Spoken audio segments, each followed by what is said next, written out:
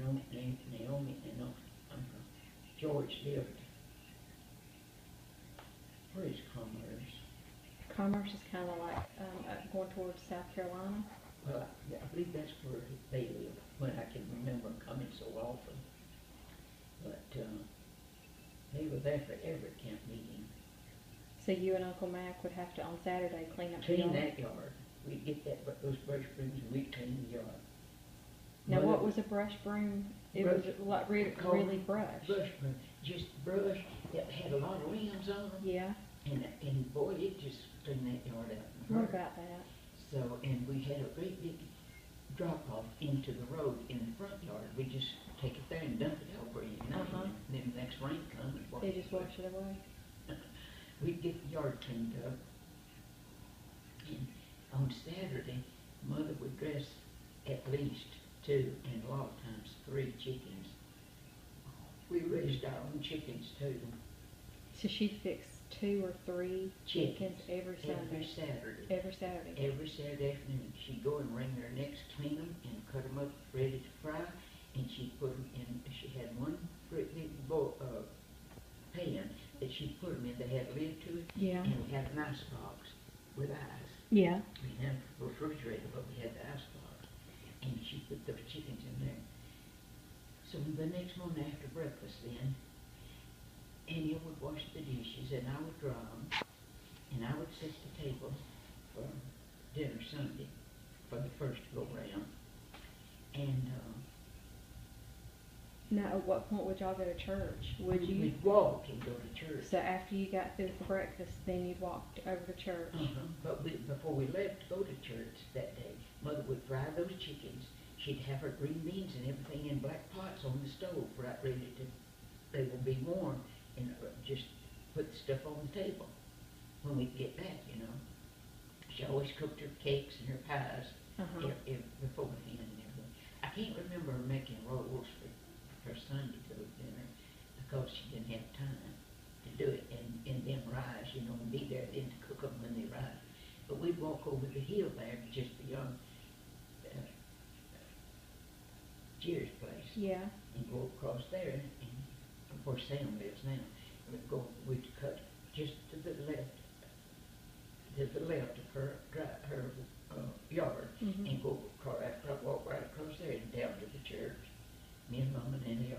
So was there a road there, or was it more like a path or trail? Yeah. It was a path. And Sunday shoes and silk stockings would catch it every once. Oh, mercy. I tell you the truth, it was one more thing. But Aunt Louise was married, and she married late, and she was a school teacher, and she lived in Atlanta and kept grandmother with her as long as she could. And looked after her, but as she got her, then older mother took her and kept her the last few years as she lived. And she'd sit on our front porch, and at that time, I was dating Odell. I was in high school. At the time, I was dating him, and he had an old truck that the calf part was all cut off of it, you know, and it was green, and it made a noise. And he'd come from Powell, come down that hill there at Sam Bradford store, come around down through there, you know. Grandmother would be sitting on the front porch. She'd have a rocking chair up there where she sat there with her. She'd go out on the porch and sit, and she'd talk, "Dot, are you your boyfriend coming?" And she'd sit out there when Uncle Homer Barton would come by, and of course he was her son, and get the mail. Yeah. And he'd holler to her, and she'd tell him when she wanted to come over to his house. That is so funny. I wished I'd wrote a book when I could think and write it and keep it. But everybody had their jobs. At the time I was talking about, and about me and Mack cleaning the yard, Mark would do the milking. We always had 2 cows, and Mother would help him through the week, but on Sunday morning, Mark got up and went and milked both the cows. And we had some daggone much stuff to keep cold. Daddy, at the back of our well house out there, we had lattice work between, on the east side of the pool of the well. And it was as long as, well, about from here over there to that window. And Daddy built a box, wooden box that would hold water, and put it up just as high as that window is. And over every morning he'd put cold water in there. He'd draw water and pour it in there. That's where Mother kept her milk and butter. Oh, wow. And she put her milk and butter in there, and it stayed just as good and cold as foods. But we changed the water 3 times a day in that thing. Yeah. And what we did was, Daddy had a corn cob in the end of that thing to hold the water in. But when he got ready to put the new in, he'd just take that stop out, get the big tub that would water the stock in, the horses and the cattle. We would take that stop out and let that water run in there, and then give that to the cow. Oh, they didn't waste it. I tell you, it was just like having electricity. That's the reason I enjoyed yard work today. I enjoyed getting out with me a broom and a brush, a rake, and cleaning yards.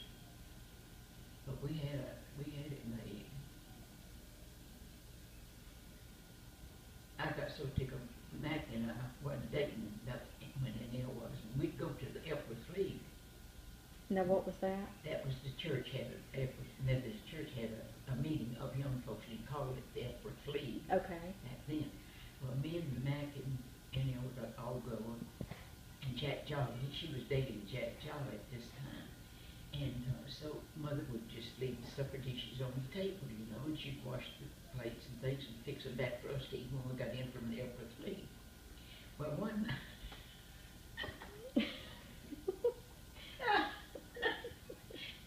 night, me and Mack were sitting on one side, and the other boyfriend was sitting on the other side, and we just laughing and talking about something that happened that day, and all. And Mack said, by the way, Jack, his name was Jack Job, said, by the way, Jack, said, did I ever tell you about the little boy that eat the okra, boiled okra? And he said, no, I don't think so.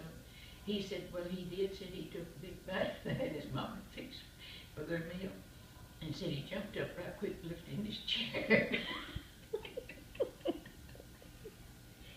And how hard, Mama, come in here and Mack shut his mouth. Of course, me and Jack just roared. And she would have it if it hadn't been a boyfriend. But she was embarrassed. She was more sophisticated. Yeah, than I was. But no, she was older, and as I say, I didn't have nobody to do with but boys. And if they went hunting, I went hunting. But another time, did they ever tell you about us going possum hunting? I want to hear it again. I love to hear that story. Well, but the boys would go in possum hunting about at least twice a week. And then we had dogs that would tree them, and they'd get toe sacks and bring those possum in home. Well, heck, at the time, I'd go with them. Yeah. Well, and of course, I'm going to go one of these nights. I'm going to go possum hunting with you all. So we were going one night, and she said that was the night she was wanting to go, so she was going. So Ernest, I think it was Ernest, told her, said, well, Jimmy Barton was in our bunch too, and he was a big cut up. And we'd all going hunting, and she said she'd go, but she said, now I want to take care of the lantern. That's all we had was one lantern for light, going through the woods and all. So they told her, well, that'd be all right, she could carry the lantern. Well, she was out in front of the lantern and fell down. Well, it just really tickled us to death, because she never did like to do things like that. Yeah. I felt kind of sorry for her that night. They laughed about her so much. But she didn't go possum hunting anymore. Just that one time was enough. Yeah, well, it was enough. So Mack had rabbit boxes. We were, I guess, in the 10th or 11th. What would you do with the possums when you got them? Well, he'd put them in a tow sack. Yeah. And sell them to the grocery store. And he'd take rabbits or anything like that was edible. And so the first box we went to was thrown in a rabbit. So Rosebud had spent the night on the yard but live. And so we begged him the night before to let us go. And he said, well, if you get up and get your breakfast to eat, you can go with me. And before before the school bus running. Boy, we were just tickled to death. Well, we got to the first box and there was a rabbit. And he had sold to the rolling steel man, and I think he got 37 cents for him. As well as I remember, that was 37 cents a rabbit. And then he'd get whatever he wanted with the money, you know. So we got that first box and he just caught a rabbit. So he carried the rabbit along, you know. Well, we got to the other box and it was throwed. Well, he took both of his hands to get whatever it was in there to see, you know, to get it out. So he told me and Rosebud, he said, or he told me, he said, now you hold this rabbit. And I said, I'm not holding that rabbit by myself. And Rosebud said, I'll hold front feet or back feet one. I forgot which ones I had. And I said, well, I'll hold the others then. Well, Mack was down at that box trying to get that out, and I think that morning it was a possum that he got it. And that rabbit got to jumping and jerking. And we turned it loose. And it went running out through the woods. And he said, well, there goes 37 cents. Oh, God. Oh, God. That is funny. Didn't know it. How many times a week did the rolling store man come by? Once a week, he had a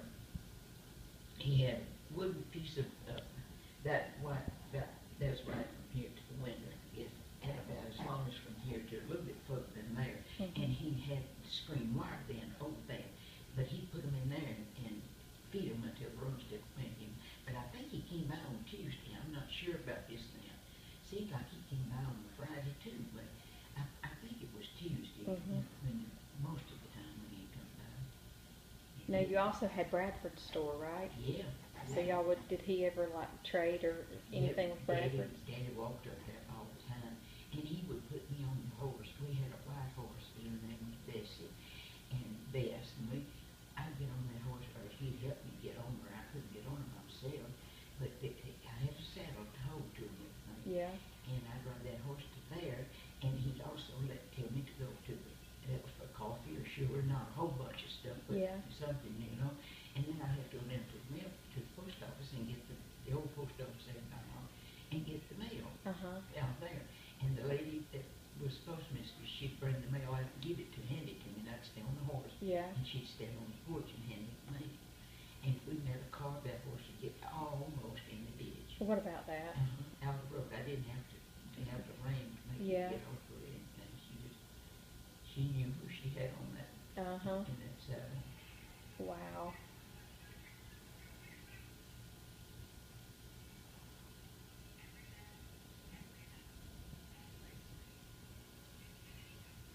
And then sometimes we'd play croquet and pitch horseshoe. Play checkers. Now, did your daddy farm for a living? Yeah. What all did he farm? Did he have cotton? Cotton mostly. He had corn. We always had popcorn, enough to do us through the winter months. And he'd have corn for us to eat and also for the cattle, you know, feed the cattle. And fodder, that was some stuff on the stalks, you know, corn stalks. We'd pull those off and tie them with one of the things we pulled off the stalk. We tied it, stick it up on, and we went right out. The cattle ate that too. And of course we had a big pasture. Yeah. And it was corn and cotton, and the last year that I worked on the farm was with Mack and Pat when they married. Yeah. They married, and she came and was living at our house. I don't know what that is. He must be getting low on something.